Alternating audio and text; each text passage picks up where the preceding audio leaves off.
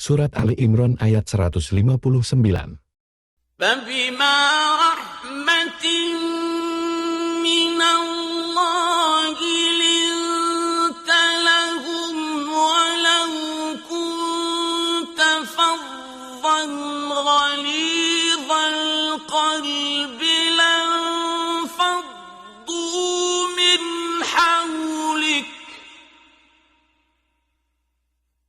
فَاعْفُ عَنْهُمْ واستغفر لهم وشاورهم في الأمر فإذا عزمت فتوكل على الله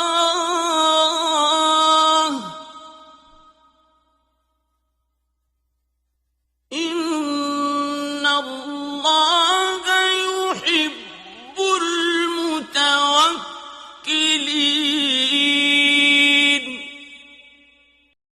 Basmalah yang dijadikan pembukaan oleh Al-Imam Ibnu Jama'ah menunjukkan kepada kita bahwa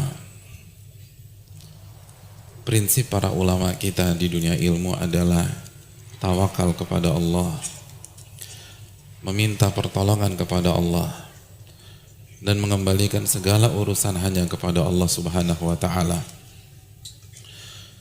Dan ini atmosfer dunia ilmu, hadirin. Kalau antum ingin masuk ke dunia ilmu, ingin datang dan aktif di kajian, ini prinsip yang harus antum miliki. Jangan bosan-bosan bertawakal kepada Allah. Selalu minta kepada Allah Subhanahu wa ta'ala. Dan ini terlihat dari berbagai macam tindak tanduk para ulama. Terlihat dari sikap-sikap mereka. Di antaranya ini, mereka memulai buku-buku mereka dengan Bismillah.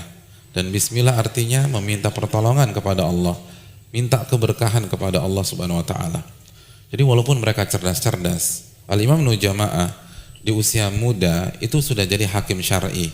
Beliau tidak mengandalkan kecerdasan beliau ketika menulis buku ini. Yang beliau andalkan adalah kekuatan Allah. Yang beliau andalkan adalah ilmu Allah Subhanahu wa ta'ala. Makanya beliau mulai dengan Bismillahirrahmanirrahim. Dan di antara potret para ulama tentang masalah ini, bagaimana mereka menamai buku-buku mereka. Banyak para ulama menamai buku-buku mereka berdasarkan prinsip ini. Prinsip tawakal, prinsip isti'anah. Dan banyak contoh masalah ini. Contohnya Al-Imam Ibnu Hajar ketika mensyarah Sahih Bukhari, judul apa yang beliau berikan ya untuk buku beliau? Fathul Bari. Fathul Bari. Apa arti Fathul Bari? Fat itu pembuka. Al-Bari salah satu nama Allah Subhanahu wa ta'ala. Itu judul buku, itu ada filosofinya. Artinya, saya tidak akan bisa menulis syarah Bukhari kecuali dibuka oleh Al-Bari Allah Subhanahu wa ta'ala. Dari judul buku aja sudah melambangkan ketawakalan seseorang.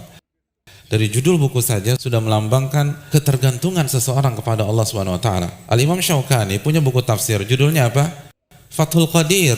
Al-Qadir adalah nama Allah Subhanahu wa taala. Jadi beliau ingin mengatakan, saya nggak akan bisa menulis buku tafsir seperti ini kecuali dibuka sama Allah Subhanahu wa taala. Secerdas apapun mereka nggak bisa.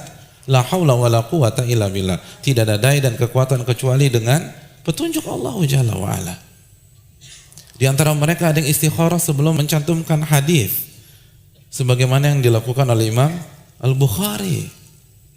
Sebelum menyantumkan hadis istikharah, sebelum menyantumkan hadis istikharah, sebelum menyantumkan hadis istikharah. Jadi antum bayangkan, untuk satu buku saja ribuan kali beliau istikharah. Dia mau ngapain sih? Mau ke Singapura? Enggak, nyantumkan hadis, jelas-jelas syar'i, jelas-jelas sebuah ibadah. Tapi khawatir kalau saya mengandalkan kecerdasan saya, jangan-jangan salah menyantumkan, babnya sama hadisnya nggak nyambung, atau mungkin hadisnya bermasalah, hadisnya beliau pikir sahih jadi lemah.